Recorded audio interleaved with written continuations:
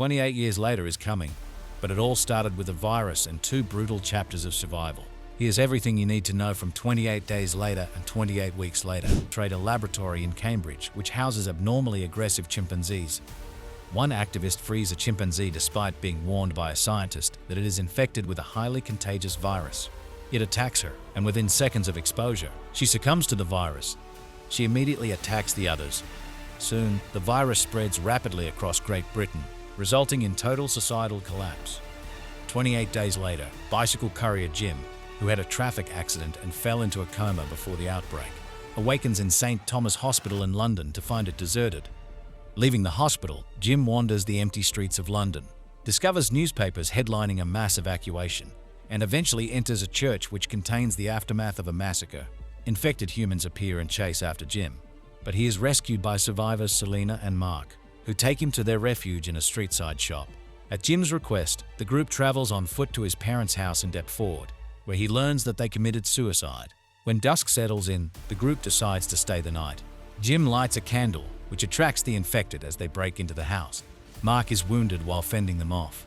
Before the infection can take hold, Selena immediately kills him and tells Jim she is prepared to kill him in a heartbeat. Spotting a makeshift signal from afar, Jim and Selena make their way up Balfron Tower. They encounter cab driver Frank and his young daughter Hannah in one of the flats. Frank plays them a military radio broadcast offering protection and salvation from infection at a blockade outside Manchester. Frank plans to take Hannah to the blockade, and the 4 agree to travel together. The group reaches Manchester and finds the blockade deserted. Frank, frustrated, kicks a tall gate on which a dead body is balanced. A drop of blood from the corpse falls into Frank's eye, infecting him. As he warns the others, hidden soldiers appear and shoot him dead. The soldiers bring Jim, Selena, and Hannah to a heavily fortified mansion under the command of Major Henry West and treat their guests to a tour and banquet. However, the sanctuary turns out to be a ruse. West reveals to Jim that his broadcast was intended to lure female survivors into sexual slavery. Jim and Sergeant Farrell refuse to go along with this scheme, so West orders them to be shot. 2 soldiers shoot Farrell and then argue, allowing Jim to escape. Jim sees a jet contrail in the sky, showing proof that the outside world is still active. After luring West away from the mansion with a siren and killing a soldier, he returns and frees Private Mailer, an infected soldier kept chained up for observation, to infect and kill the remaining soldiers. 1. Corporal Mitchell attempts to abduct Selena, but Jim kills him with such ferocity that Selena momentarily fears Jim must be infected. Before kissing him, relieved, Jim, Selena, and Hannah attempt to escape in Frank's cab. But West, who is hidden in the back seat, shoots Jim in the stomach. Hannah retaliates by putting the cab in reverse, allowing Mailer to pull West through the rear window and kill him, and drives off. Another 28 days later, Jim recovers at a remote cottage in Cumbria, where the infected are shown lying on the roads, dying of starvation. As a Hawker Hunter jet flies overhead, Jim, Selena, and Hannah unfurl a huge cloth banner spelling the word hello. The 3 survivors wave at the jet and wonder among themselves if the pilot had spotted them. 8 years later picks up a world still haunted by rage. Here's a quick recap of 28 weeks later. During the initial outbreak of the rage virus, Don Harris, his wife Alice, and 4 more survivors hide in a cottage on the outskirts of London. They hear a terrified boy pounding at their door and let him in. Minutes later, infected people who have followed the boy break in. Don pleads with Alice to leave the boy, but she refuses, so he escapes on a boat alone, leaving the others to die. After the infected die of starvation, NATO forces take control of Great Britain and begin rebuilding. 28 weeks after the outbreak, the US military, under the command of Brigadier General Stone, brings in settlers and refugees. Among the new arrivals are Don and Alice's children, Tammy and Andy, who were out of the country during the outbreak. They are admitted to District 1, a heavily guarded safe zone on the Isle of Dogs, where they are reunited with their father, who lies about the circumstances of their mother's presumed death. Sergeant Doyle, a Delta Force sniper, is among the soldiers guarding District 1.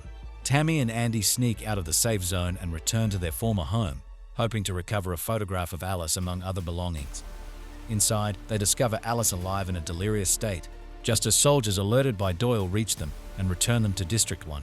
Alice is quarantined and tested by Scarlett, US Army medical officer, and found to be an asymptomatic carrier of the rage virus. Don makes an unauthorized visit to Alice, begging her to forgive him. After kissing Alice, Don gets immediately infected by her saliva and brutally kills her before going on a rampage. Scarlett rescues Tammy and Andy from an isolation room, theorizing that they might have inherited a genetic immunity to the virus that could lead to a cure. Dawn has instigated a domino effect of rapid infections, killing numerous refugees and military personnel. Unable to contain the chaos, Stone orders everyone to be shot indiscriminately. Doyle refuses to comply and leaves his post to assist a small group of fleeing survivors. A panicked Delta Force sniper kills 2 of the group, but Doyle returns fire and kills him, leaving himself, Scarlett, Tammy, Andy, and another survivor, Sam. The group reaches the edge of District 1 as the Air Force firebombs the whole zone. Don survives and follows them into abandoned London. Doyle's colleague Flynn flies his helicopter to Regent's Park to rescue Doyle, but tells him to abandon the others. As a crowd of infected people discovers the 5 escapees, a desperate Sam latches onto the flying helicopter, but is infected when Flynn uses his rotor blades to kill the crowd. Flynn instructs Doyle to meet at Wembley Stadium alone, but Doyle keeps the trio with him. They break into an abandoned Volvo V70 to escape nerve gas that has been released to kill the infected, but are unable to start the car. As soldiers with flamethrowers draw near, Doyle exits the car to push start it and is burned alive. Scarlett and the children take shelter from aerial gunfire in the London Underground, navigating the darkness with a night vision rifle scope. Don ambushes them, killing Scarlett and biting Andy. Tammy is forced to kill Don. Andy becomes an asymptomatic carrier like Alice. Vowing to stick together, Tammy and Andy reach Flynn at Wembley Stadium, who reluctantly flies them to France. 28 days later, a French voice requesting help is heard through the radio in Flynn's abandoned helicopter. A group of infected people emerges from a Paris metro station near the foot of the Eiffel Tower, revealing that the virus has spread to mainland Europe. The rage virus wasn't stopped its spread. The story begins during the very first outbreak of the rage virus.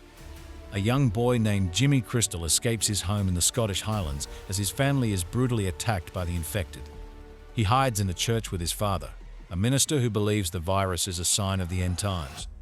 Before surrendering himself to the infected, Jimmy's father gives him a cross necklace and sends him away, leaving Jimmy completely alone. 28 years after the second outbreak, the rage virus has been wiped out across continental Europe, but the British Isles remain under permanent quarantine. One of the few surviving communities lives on Lindisfarne, an island protected by a causeway that floods with the tide. Here we meet Jamie, his chronically ill wife Isla, and their 12-year-old son Spike. To mark Spike's coming of age, Jamie takes him to the mainland for his first hunt. There, they encounter evolved infected led by something new in Alpha, a massive, intelligent variant far stronger than the others. They barely survive, escaping back to the island after the Alpha is killed by village defenses. Spike is celebrated as a hero, but the moment is hollow. Jamie exaggerates Spike's accomplishments, and Spike soon discovers Jamie is having an affair with a village teacher. Worse, Jamie refuses to seek medical help for Isla, insisting that a rumored mainland doctor, Dr. Ian Kelson, is dangerously unstable. Unwilling to accept that, Spike secretly escapes the island with his mother to find Kelson. On the mainland, Spike and Isla witness how much the virus has changed. They're rescued by Eric, a stranded Swedish soldier, and soon encounter something shocking: an infected woman giving birth. Isla helps deliver the baby, who is miraculously uninfected. Eric panics and tries to kill the newborn, but is suddenly decapitated by an Alpha. That Alpha is later revealed to be Samson, the mate of the infected woman.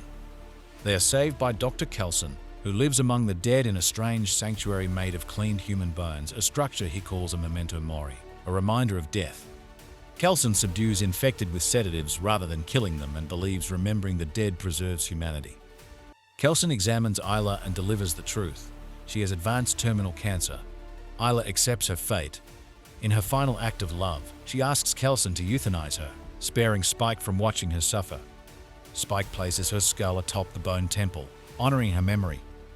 When Samson attacks, Spike manages to sedate him, saving Kelson's life. Kelson urges Spike to return home with the baby, the symbol of hope.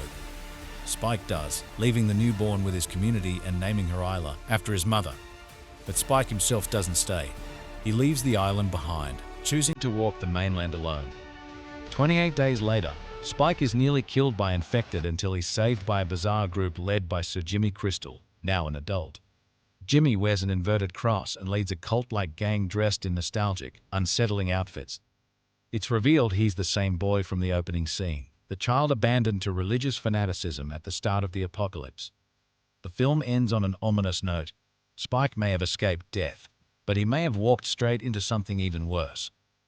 If this helped you understand the story, like the video and subscribe for more movie recaps, endings explained, and franchise breakdowns. Thanks for watching, and I'll see you in the next one.